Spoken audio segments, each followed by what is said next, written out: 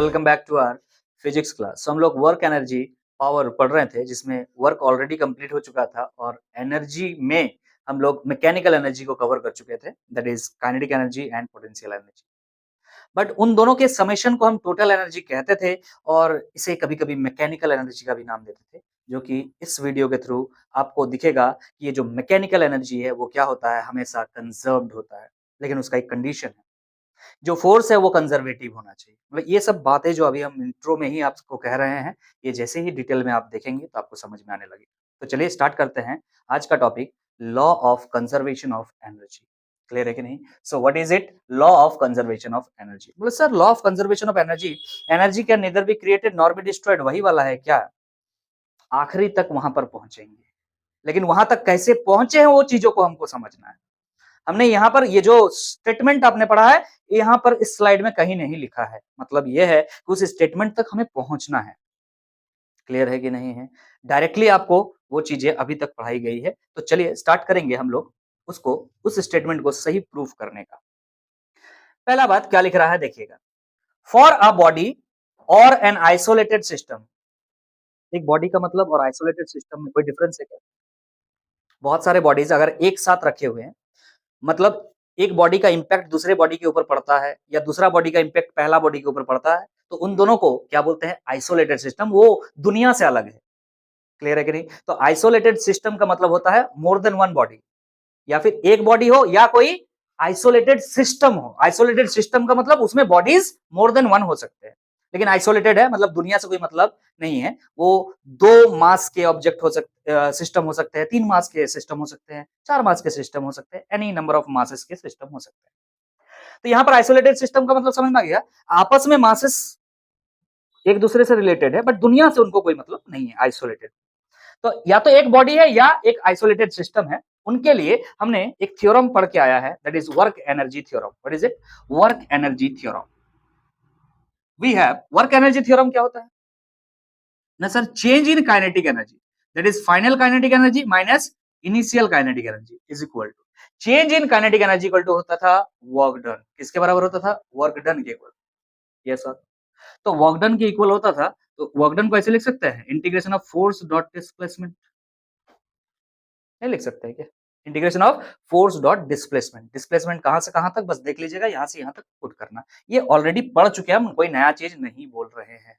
Work energy theorem ये पढ़े। आगे बात कर। अब अच्छा, किसी के मन में ऐसा आएगा सर डायरेक्टली वर्क क्यों नहीं लिखे? तो वर्क निकालने के दो तरीके हैं बच्चा। अगर वेरिएबल फोर्स है तो ऐसे निकालना पड़ेगा ना, और अगर कांस्टेंट फोर्स है तब भी ऐसे निकाल सकते हैं। अगर फोर्स कांस्टेंट होगा इस इंटीग्रेशन से बाहर कर दीजिएगा, बस यही निकल जाएगा। समझ में आ रहा कि नहीं?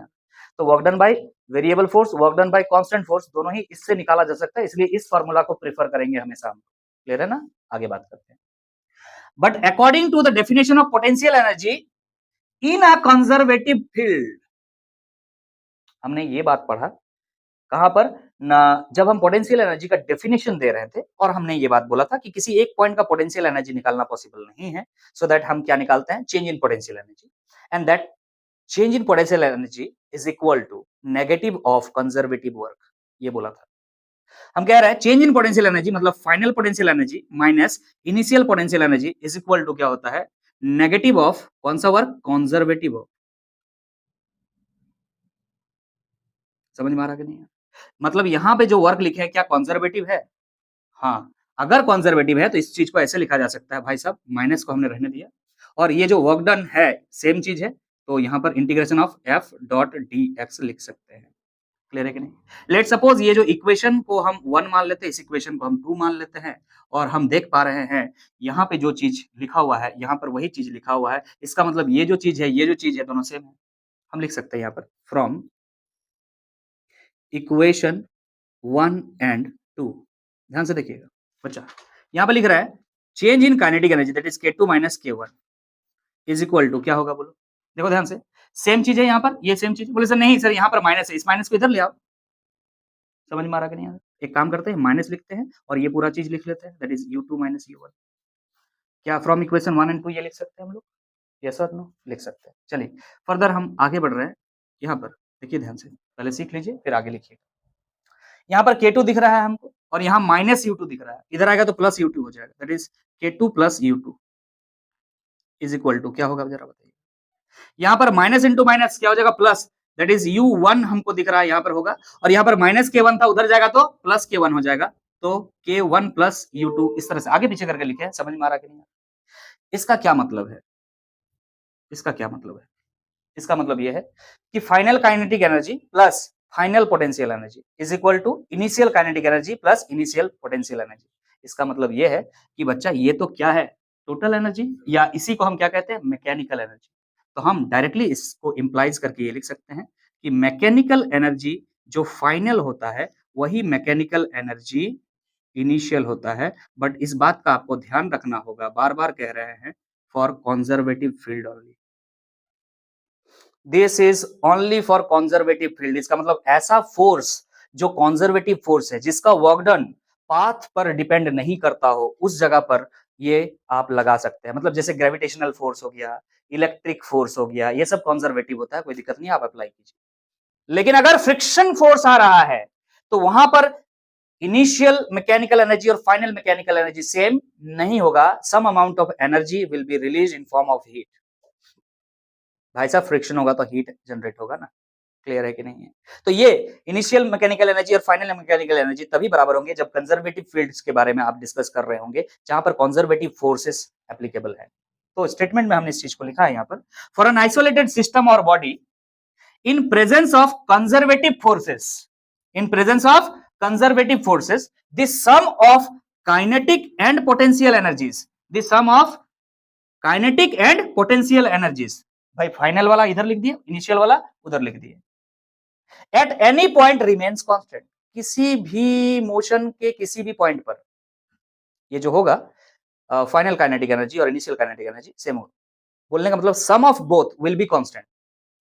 अगर दोनों sum of both will be constant तो मतलब क्या हुआ, अभी चीज को आगे लेते हैं, ठीक है। At any point remains constant through out the motion, मतलब ये है कि ये जो मैकेनिकल एनर्जी है, जिसे आप मैकेनिकल एनर्जी कह रहे हैं या टोटल एनर्जी कह रहे हैं, ये टाइम पर डिपेंड तो नहीं करता है, लिख रहा है it does not depend upon time, time पर ये कोई डिपेंड नहीं, ऐसा नहीं कि टाइम बीत गया तो काइनेटिक एनर्जी या पोटेंशियल एनर्जी चेंज होना चाहिए, बढ़ना चाहिए, घटना चाहिए, ये सब कोई बात नहीं करेंगे, टाइम पर तो ये डिपेंड करता ही नहीं। ये जो स्टेटमेंट हमने लिखा है, इस स्टेटमेंट को क्या कहा जाता है, this is known as law of conservation of mechanical energy. इसे क्या कहते हैं, law of conservation of mechanical energy. Clear है कि नहीं है? Sir law of conservation of energy बोल रहे थे, फिर मैकेनिकल एनर्जी बोल रहे थे, law of conservation of energy तक हमें पहुंचना है, दैट्स आवर टारगेट। हम अभी law of conservation of mechanical energy तक पहुंचे।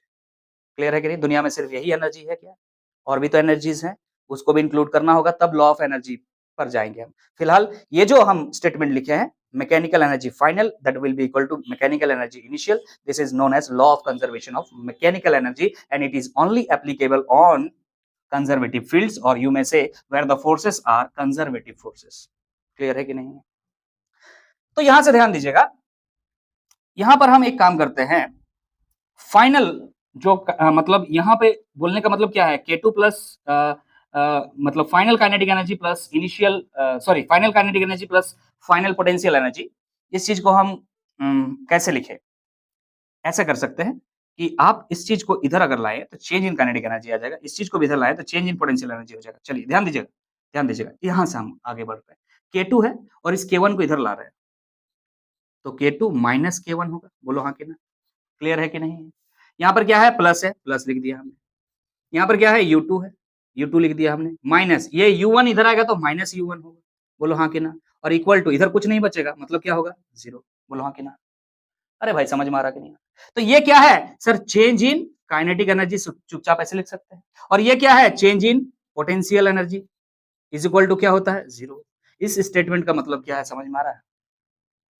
पूरा काइनेटिक एनर्जी में जितना चेंज होगा प्लस पोटेंशियल एनर्जी में जितना चेंज होगा, उन दोनों को ऐड जब भी करेंगे तो चेंज कुछ नहीं के बराबर होगा, दैट इज 0। मतलब टोटल एनर्जी कांस्टेंट है, पहले ही बता चुके हैं ना। मतलब मैकेनिकल एनर्जी कांस्टेंट अगर है तो ये बात तो सच है कि जितना काइनेटिक एनर्जी मान लो घटा, उतना ही काइनेटिक एनर्जी क्या हो जाएगा, बढ़ जाएगा। समझ में आ रहा है यार, समझ में आ रहा है? मान ले पहले काइनेटिक एनर्जी 10 जूल था, अब काइनेटिक एनर्जी 2 जूल घट चुका है। पोटेंशियल एनर्जी पहले मान ले था 0, अब बढ़ेगा कितना, तो काइनेटिक एनर्जी जितना घटा है उतना पोटेंशियल एनर्जी बढ़ जाएगा। स्टेटमेंट में हमने लिख दिया है, that is if kinetic energy increases it's potential energy will decrease y equal amount. जितना काइनेटिक एनर्जी घटेगा उतना ही पोटेंशियल एनर्जी उतना ही अमाउंट में इंक्रीज करेगा एंड वाइस वर्सा। मतलब इसका उल्टा भी पढ़ सकते हो, if kinetic energy decreases it's potential energy will increase y equal amount. उल्टा करके पढ़ रहे हैं, वाइस वर्सा लिखा हुआ है, समझ में आ रहा है कि नहीं? अगर काइनेटिक एनर्जी बढ़ेगा तो पोटेंशियल एनर्जी घटेगा, और अगर काइनेटिक एनर्जी घटेगा तो पोटेंशियल एनर्जी बढ़ेगा। कितना बढ़ेगा घटेगा? भाई जितना काइनेटिक एनर्जी घटेगा उतना पोटेंशियल एनर्जी बढ़ जाएगा। बच्चा समझ में आ रहा है? ये स्टेटमेंट ये बता रहा है कि change in kinetic energy plus change in potential energy equal to 0 होगा। मतलब कोई चेंज नहीं होगा टोटल एनर्जी में। काइनेटिक एनर्जी बदल सकता है कि नहीं? अगर आपसे पूछा जाए, हाँ सर चेंज हो सकता है। पोटेंशियल एनर्जी बदल सकता है कि नहीं? हाँ चेंज हो सकता है, लेकिन दोनों को ऐड करके जो आएगा हमेशा वो फिक्स आएगा। लेकिन बार बार कह रहे हैं, इस बात को ध्यान रखिएगा, कंजर्वेटिव फोर्स होना चाहिए तब ये लॉ लगाते हैं, अदरवाइज नहीं लगा सकते। क्लास 12 में भी लगाएंगे, लेकिन चेक करेंगे कि या वो फोर्स कंजर्वेटिव है कि नहीं। ज्यादातर वहां पर जो फोर्स रहेगा वो इलेक्ट्रिक फोर्स रहेगा जो कि कंजर्वेटिव होगा। और बार बार बोलेंगे कंजर्वेटिव फोर्स के लिए क्या लागू होता है, तो बोलोगे क्या sir mechanical energy final equal to mechanical energy initial होता है। क्लियर है कि नहीं है? समझ में आ गया? चलिए नेक्स्ट स्लाइड में चलते हैं, बहुत सारी बातें और भी करनी है इसके बारे में, नेक्स्ट स्लाइड में चलेंगे। अब हम आगे बढ़ रहे हैं। अब हमें देखना है law of conservation of total energy. इसके पहले स्लाइड में जो आपने कवर किया, that is law of conservation of mechanical energy. और वो तब होता है, बार बार कह रहे हैं, चिल्ला चिल्ला के कह रहे हैं, जब सारे फोर्सेस कंजर्वेटिव हो।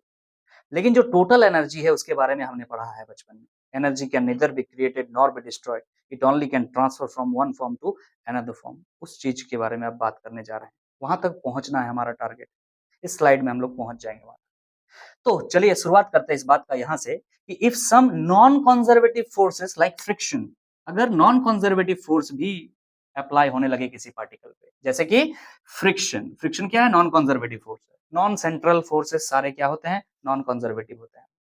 और if some non-conservative force like friction is also acting on the particle, the mechanical energy is no more constant. अब mechanical energy final is equal to जो आप लिखते थे मैकेनिकल एनर्जी इनिशियल, अब ये बात लागू नहीं होता है। मतलब ये बात लागू नहीं अगर होता है, इसका मतलब change in kinetic energy plus change in potential energy जो होता था वो 0 होता था, ये भी अब लागू नहीं होता है। 0 नहीं होगा, कुछ चेंज होगा। तो चेंज होगा तो कितना चेंज होगा, किसके इक्वल होगा, उसके बारे में बात करते हैं। अगर 0 नहीं होगा तो किसके इक्वल होगा? क्लियर है कि नहीं? तो लिख रहा next point, it changes by the amount of work done by the frictional force. अगर नॉन कंजर्वेटिव को हम मान लिए कि फ्रिक्शन फोर्स है, तो ये जो फ्रिक्शन फोर्स वर्क करेगा, नॉन कंजर्वेटिव फोर्स है, और ये फ्रिक्शन फोर्स क्या करेगा? वर्क करेगा।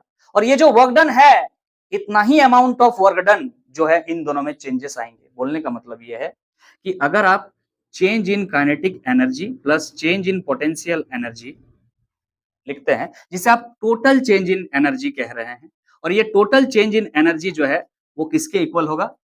ना work done by force, sorry force of friction, या कह सकते हैं work done by non conservative force. Clear है कि नहीं? यहाँ एफ लिख दीजिए, एफ का मतलब यहाँ पे फ्रिक्शनल फोर्स है, दैट इज क्या है? नॉन कंजर्वेटिव है। ध्यान रखिएगा, नॉन कंजर्वेटिव वर्क डन लिख सकते हैं यहाँ पर। क्लियर है कि नहीं? ये जो चेंज होगा कितना अमाउंट में चेंज होगा? जितना work done non conservative force कर रहा है। बस कोई भी नॉन कंजर्वेटिव फोर्स हो सकता है, उस वर्क डन के चेंज के, उस वर्क डन के बराबर होगा इसका चेंज।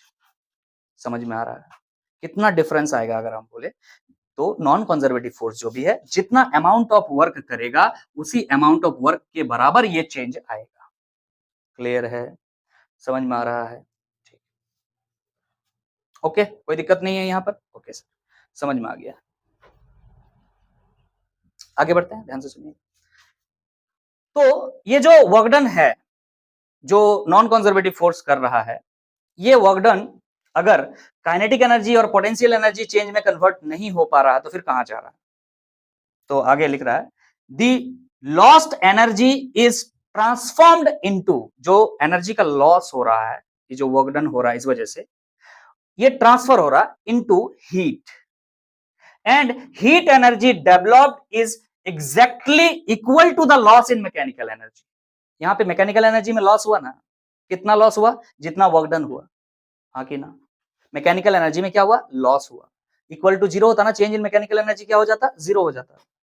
लेकिन अगर चेंज इन मैकेनिकल एनर्जी 0 नहीं है, इसका मतलब मैकेनिकल एनर्जी में कुछ कमी आया है, और वो कमी किसके बराबर है? जितना वर्क डन कर रहा है नॉन कंजर्वेटिव फोर्स, मतलब फ्रिक्शनल फोर्स। क्लियर है कि नहीं है? लेकिन बोल रहा है तो ये जो वर्क डन हो रहा है, फिर ये वर्क डन किस एनर्जी में कन्वर्ट हो रहा है? तो that is transferred into heat. किसमें कन्वर्ट हो रहा है? हीट में। लेकिन सवाल यह है कि हीट भी कितना जनरेट हो रहा है? तो सेम अमाउंट में हीट जनरेट हो रहा है। कौन सा? जितना वर्क किया है। बोलने का मतलब जितना मैकेनिकल एनर्जी में लॉस हुआ है, जो कि वर्क डन के बराबर है। समझ में आ रहा कि नहीं आ रहा? मतलब जितना मैकेनिकल एनर्जी में लॉस हो रहा है ना, उतना ही हीट प्रोड्यूस भी हो जा रहा है। क्लियर है कि नहीं? सो अगर ये डेल्टा ई जो है लॉस इन मैकेनिकल एनर्जी है, इसको अगर हीट एनर्जी के साथ ऐड कर दें तो वापस क्या आ जाना चाहिए? 0 आ जाना चाहिए। समझ में आ रहा बोलने का मतलब? क्योंकि सेम अमाउंट ऑफ लॉस हो रहा है।